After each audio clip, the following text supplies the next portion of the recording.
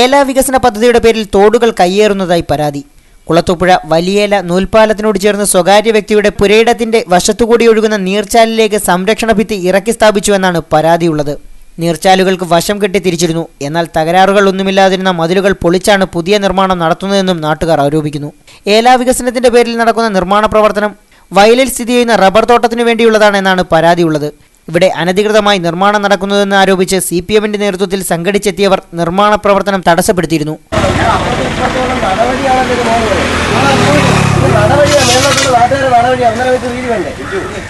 അനധികൃതമായി നടത്തിയ നിർമ്മാണം പൊളിച്ചുമാറ്റി ശരിയായ രീതിയിൽ പണി പൂർത്തീകരിച്ചില്ലെങ്കിൽ വൻ പ്രക്ഷോഭം സംഘടിപ്പിക്കുമെന്ന് CPM Kulathupuzha local committee secretary Gopakumar മുന്നറിയിപ്പ് നൽകി. കയ്യേറി ഒക്കെ കെട്ടി ഇവിടെ ഈ നിലയിൽ ഈ പദ്ധതി തുക തന്നെ ദുർവിനിയോഗം ചെയ്യുന്നതിൻ്റെ നിലയിലാണ് ഇപ്പം കണ്ടുകൊണ്ടിരിക്കുന്നത്. ലൈവ് വാർത്ത കുളത്തൂപ്പുഴ.